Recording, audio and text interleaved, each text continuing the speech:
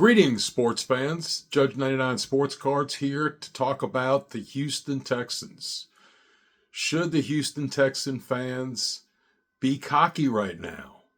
I happen to think that they are being too cocky, both the media and the fans and the players and the coaches, because they've won 5 out of 6 games, and that's great. We got off to a bad start this year, 0-3. We've now come back to win 5 out of our last 6 and back in the playoff hunt after beating the Colts last weekend.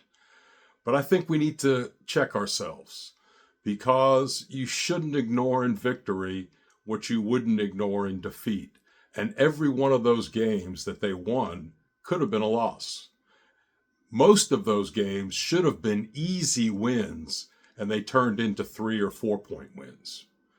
So I think we need to take a step back and work on fixing the things that are really causing us to have these close games when, if you watch the games, our defense is so dominant that the other team should not even be in the game in the fourth quarter, let alone put us in a position of having to score at the end or stop a team right at the end in order to have a victory.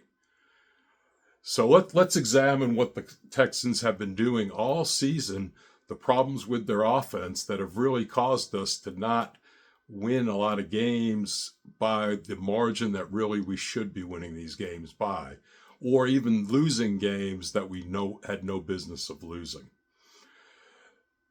We had a new offensive coordinator come in this year and a new offense. So CJ had to change everything from his first 2 years to this year. So it was understandable that we were going to have a backslide. I mean, I think everybody should have expected it, especially at the beginning of the year, and there clearly was. Now, I think Nick Caley has gotten a little better. I wasn't wild with bringing in a coordinator who had never been a coordinator before, replacing a guy who was a coordinator who had never been a coordinator before. But anyway, we brought him in. His connections to New England got him here. And now he's installed the offense, but we're at week 14 or 13, whatever week it is right now. And it should be installed by now, and it should be running smoother than it is. And part of it, I think, is a learning curve of the team, and part of it is the learning curve of Nick Caley as a first-time offensive coordinator. The biggest thing that I can point out as far as our failures to score touchdowns, and that's really what it's come down to. We can kick field goals, we can move the ball, but scoring touchdowns in the red zone has been an issue. And the biggest thing has been we waste so many first downs. We get the ball first and goal at the 5, hand it off, lose 3 yards, and all of a sudden now it's second and goal from the 8. And everybody in the stadium knows we have to drop back and pass.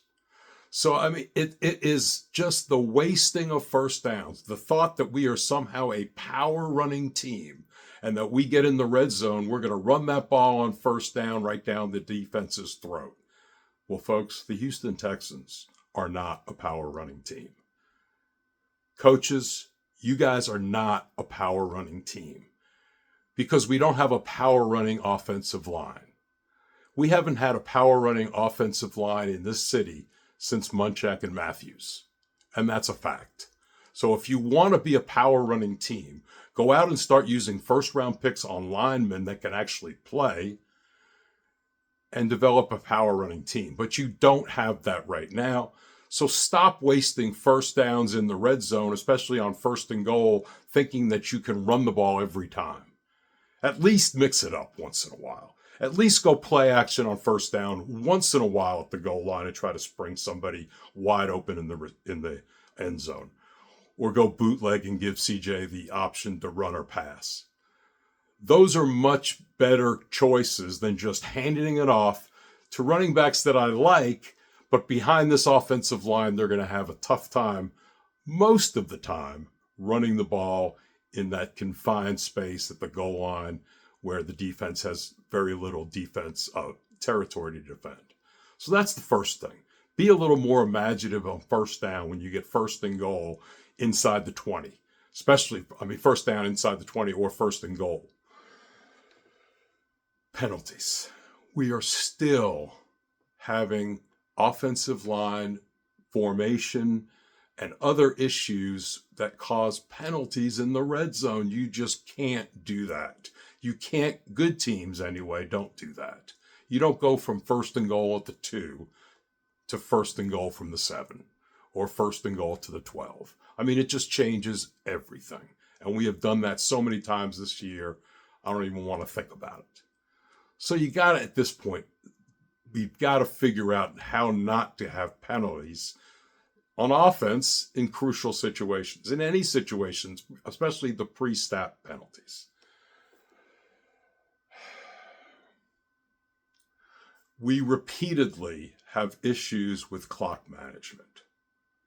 Last week, at the end of the first half, we had the ball with about 1:40 to go, made 2 first downs almost immediately, and just let the clock run away till we got to a fourth down and had to let the clock run down to just throw a Hail Mary.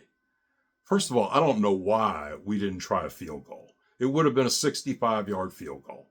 There was time was going to expire on the clock, so we weren't going to give the ball over. And Fairbairn career long is 61. So are you telling me he has no shot in an indoor stadium of making it from 65? Why not try it? Are you telling me that a Hail Mary is more high percentage than a field goal in that situation, even a 65-yard field goal? I don't understand.